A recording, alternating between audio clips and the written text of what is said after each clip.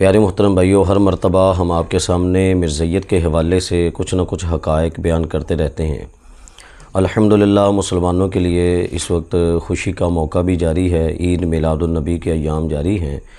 اور ساتھ ساتھ یہ کہ یوم ختم نبوت بھی عید میلاد النبی کے ساتھ ہی ہے۔ ہم جو بھی عید میلاد النبی منا رہے ہیں، جو بھی احباب منا رہے ہیں، ساتھ ساتھ ختم نبوت کو بھی ذہن میں رکھیے۔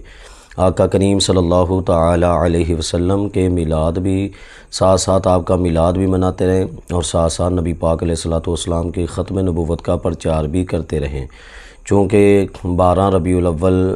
والے دن میرے آقا کریم صلی اللہ تعالی علیہ وسلم آپ دنیا میں آخری نبی بن کر تشریف لائے، اور آپ کے بعد کوئی بھی نیا نبی پیدا نہیں ہو سکتا۔ اور اگلا دن ہی ہمارے لیے یہ 7 ستمبر کا دن آ رہا ہے، اور 7 ستمبر یہ ہمارے ملک پاکستان کے حوالے سے بڑا زبردست اور تاریخی دن ہے کہ اس دن مرزا غلام قادیانی سمیت تمام قادیانیوں بے ایمانوں کو جو بھی اس کے ماننے والے ہیں سب کو ہماری پارلیمنٹ کے اندر اس کو کافر ڈکلیئر کیا گیا، ان کو کافر بتا دیا گیا۔ تو مسلمانوں کے لیے یہ عقیدہ ختم نبوت بہت ضروری ہے، اس کے اوپر ایمان رکھنا بہت ضروری ہے۔ اس میں ہلکا سا بھی شک کرنے کی اجازت نہیں، جو شک کرے گا تو وہ دائرہ اسلام سے ہی باہر چلا جاتا ہے۔ تو مسلمانوں سے میری یہ اپیل ہے اور یہ گزارش ہے کہ عید میلاد النبی کے ساتھ ساتھ آپ ختم نبوت کے پیغام کو بھی سامنے رکھیے، اور جہاں بھی عید میلاد النبی، نبی پاک علیہ الصلوۃ والسلام، آپ کے معجزات، آپ کے میلاد کے واقعات، دیگر چیزیں بیان کی جاتی ہیں، ساتھ ساتھ ختم نبوت کے حوالے سے بھی کچھ نہ کچھ لوگوں کو آگاہی دی جائے۔ اور مزید یہ کہ چونکہ ختم نبوت کا دن ہمارے سامنے ہے، اور 7 ستمبر یہ مرزائیوں کی انتہائی ذلت کا دن ہے، تو مزید ان کی ذلت کو بڑھانے کے لیے ہم جس طرح ہم پہلے ان کا مقابلہ کرتے آ رہے ہیں، ان کی چیزوں کو بیان کرتے آ رہے ہیں، تو ایز اے درس انشاءاللہ آج بھی آپ کے سامنے ان کے حوالے سے کچھ نہ کچھ چیزیں رکھیں گے۔ روحانی خزائن جلد نمبر 3 کا ہمارا درس جاری تھا، چونکہ ان کو اپنی کتابیں پڑھنے نہیں آتی تو ہم ان کی کتابیں پڑھتے ہیں اور ان کو بتاتے ہیں کہ تمہارے مرزا قادیانی نے یہ لکھا، اس کے بارے میں بتاؤ کیا یہ سچا ہے یا جھوٹا ہے۔ تو اس کا جواب ان سے آج تک نہیں بن سکا، چونکہ ہم ان کو آئینہ دکھاتے ہیں، کئی برا بھی مان جاتے ہیں، حالانکہ برا ان کو ماننا نہیں چاہیے، بلکہ ان کو توبہ کرنی چاہیے اور اسلام کی طرف آنا چاہیے۔ یہ روحانی خزائن جلد نمبر 3 صفحہ نمبر 51 ہے۔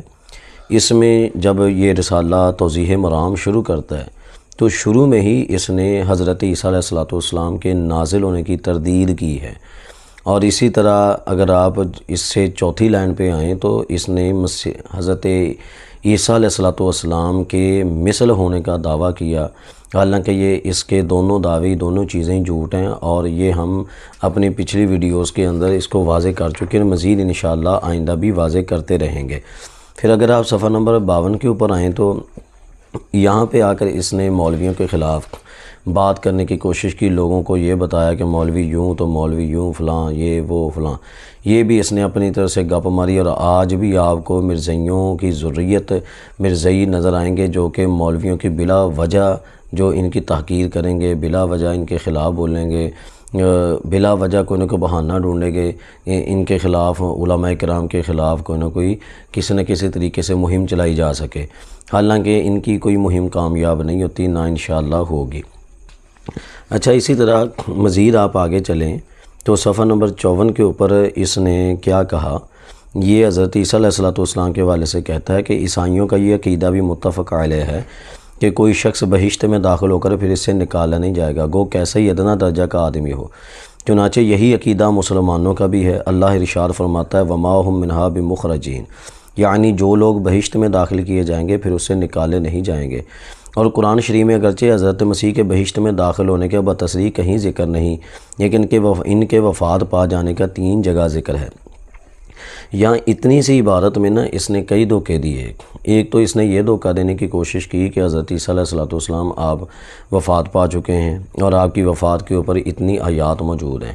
حالانکہ یہ بالکل اس کا صریح جھوٹ ہے، اور کوئی آیت صراحتاً قطعی دلالت کے لحاظ سے حضرت عیسیٰ علیہ الصلوۃ والسلام کی وفات کے اوپر دلالت نہیں کرتی۔ اور اسی طرح وما هم منہا بمخرجین سے جو اس نے استدلال کرنے کی کوشش کی، یہ بھی اس کا ایک نرا جھوٹ اور ایک غلط طریقہ کار ہے۔ حالانکہ یہ آیت کریمہ یہ اس دور کے حوالے سے ہے، یہ آیت کریمہ اس لحاظ سے ہے کہ جناب جب مسلمان روز قیامت جنت میں داخل کر دیے جائیں گے تو تب کیا بنے گا، یہ اس لحاظ سے ہے۔ اور مزید اگر یہ دیکھا جائے کہ اگر اس کی یہ بات درست ہو کہ وما هم منہا بمخرجین کہ حضرت عیسیٰ علیہ السلام جب جنت میں داخل ہو گئے تو پھر نکالے نہیں جائیں گے، تو پھر اب نیا ان حضرت عیسیٰ علیہ السلام نہیں آئیں گے بلکہ نیا عیسیٰ ان کے روپ میں آئے گا، اگر یہ بات اس کی مان لی جائے صحیح، تو میں ان سے سوال کرتا ہوں، ان کا مرزا قادیانی تو مر چکا، اب اس نے جواب کہاں سے دینا، لیکن یہ مرزائی سوچ کے آپس میں مشورہ کر کے جواب دیں کہ تم کہتے ہو کہ وما هم منہا بمخرجین کا تعلق موجودہ جو قیامت سے پہلے والے احوال سے بھی ہے۔ اگر تم یہ کہتے ہو، جیسا کہ دعویٰ اس کا یہی ہے کہ جبکہ ہم تو یہ کہتے ہیں کہ یہ آیت قیامت کے بعد والے احوال سے متعلق ہے کہ جب قیامت آئے گی اس وقت کے بعد جب حساب کتاب کے بعد لوگ جنت میں جانا شروع ہوں گے تو تب ان کو پھر باہر نہیں نکالا جائے گا۔ تو یہ وما هم منہا بمخرجین اگر تم یہ کہتے ہو کہ بھئی یہ پہلے والے معاملات کے حوالے سے بھی ہے تو مجھے یہ بتائیے کہ حضرت آدم علیہ السلام جنت میں تھے یا نہیں تھے؟ مرزائیو تم نے بتانا ہے۔ حضرت بی بی حوا جنت میں رہتی رہیں یا نہیں؟ نبی پاک علیہ السلام جب معراج شریف کے اوپر گئے ہیں تو نبی پاک علیہ السلام جنت کی سیر کے لیے گئے یا نہیں گئے؟ اسی طرح فرشتے جنت سے باہر آتے ہیں یا نہیں آتے؟ یہ سارے میرے سوالات ہیں، مجھے جواب دیجیے گا۔ تم کہتے ہو کہ حضرت عیسیٰ علیہ السلام آپ وفات پا چکے ہیں، ان کے اوپر دلیل یہ بھی ہے، تو پھر جو میں نے جو سوالات کیے ہیں اگر تمہارے اندر جرت ہے تو پھر اس کا جواب بھی دو، حالانکہ تمہارے پاس اس کا جواب دینے کی کوئی بالکل جرت نہیں ہے، نہ تم اس کا جواب دے سکتے ہو۔ بالکل جس طرح اس نے جھوٹ بولا اسی طرح تم بھی جھوٹ بولتے ہو، تم بھی لوگوں کو جھانسا دیتے ہو۔ براق بھی جنت سے ہی باہر آیا تھا نبی پاک علیہ السلام کو لینے کے لیے، پھر وہ جنت میں چلا گیا۔ تو یہ ساری چیزیں جناب وما هم منہا بمخرجین سے جب یہ غلط استدلال کرے گا تو یہ ساری چیزیں اس کے سامنے آئیں گی اور یہ ان سے جواب نہیں بن پڑے گا، بالکل جواب نہیں ان سے بنے گا۔ یہ مرزا غلام قادیانی کا وما هم منہا بمخرجین سے غلط استدلال ہے، نہ مرزا قادیانی اس سے حضرت عیسیٰ ثابت ہوگا، نہ حضرت عیسیٰ علیہ السلام کی مثل ثابت ہوگا، نہ ان کی طرح یہ ثابت ہوگا، کسی طرح بھی یہ ان کے قریب تک نہیں جا سکتا، بالکل یہ اس مرزا غلام قادیانی کا جھوٹ ہے۔ اچھا پھر اس طرح یہ آگے کہتا ہے صفحہ 56 کے اوپر، اور یہ امر بھی کہتا ہے قابل اظہار ہے کہ یہ خیال مذکورہ بالا جو کچھ عرصہ سے مسلمانوں میں پھیل گیا صحیح طور پر ہماری کتابوں میں اس کا نام و نشان نہیں، یعنی کہ کہتا ہے کہ جو حضرت عیسیٰ علیہ السلام کے حوالے سے یہ جو آتا ہے نا کہ حضرت عیسیٰ علیہ السلام کو اٹھا لیا گیا، آپ اوپر فرشتے ان کو لے کے گئے ہوئے ہیں، کہتا ہے یہ جو خیال ہے نا، یہ خیال بھی کہتا ہے کہ یہ درست نہیں ہے، یہ خیال بھی درست نہیں ہے، یہ مسلمانوں میں اب سے آیا، حالانکہ یہ مسلمانوں میں اب سے نہیں آیا، یہ بالکل اس کی خام خیالی اور یہ بھی اس کا جھوٹ ہے۔ جیسا کہ میں آپ کے سامنے نام پڑھتا ہوں، آپ ذہن میں رکھنا ہے اپنے ان کو کہ صحابہ کرام کا بھی یہی نظریہ تھا، حضرت عیسیٰ علیہ السلام اٹھا لیے گئے۔ اسی طرح امام طبری رحمۃ اللہ تعالی علیہ ان کی تفسیر اٹھائیں، امام ابن حاتم رازی 327 ہجری ان کا وصال ہے، آپ ان کو دیکھ لیں، امام ماتریدی 333 ہجری ان کا وصال ہے، امام قرطبی 671 ہجری ان کا وصال ہے، امام فخر الدین رازی رحمۃ اللہ تعالی علیہ 606 ہجری ان کا وصال ہے، امام بیضاوی 685 ہجری میں ان کا وصال ہے، ابن کثیر 774 ہجری میں ان کا وصال ہے، امام سیوطی 911 ہجری میں ان کا وصال ہے، شاہ ولی اللہ محدث دہلوی 1176 ہجری میں ان کا وصال ہے، امام محمود علوسی 1270 ہجری میں ان کا وصال ہے۔ تو یہ میں نے 14 صدیوں کے اندر مین جو ہمارے مفسرین گزرے ہیں میں نے ان کے نام آپ کے سامنے پڑھے۔ ان کا تو خیال یہی ہے کہ نبی پاک علیہ السلام آپ سے پہلے حضرت عیسیٰ علیہ السلام جب تشریف لائے تھے تو حضرت عیسیٰ علیہ السلام مخصوص وقت میں ان کو اوپر اٹھا لیا گیا، وہ آسمانوں کے اوپر موجود ہیں، اور یہ کہتا ہے یہ اب مسلمانوں کا خیال ہے، حالانکہ اب کا نہیں، یہ ساری امت کا یہی خیال ہے، ساری امت کا نظریہ یہ ہے، اور یہ بالکل اپنی جانب سے جھوٹ بولتا ہے۔ اور اسی طرح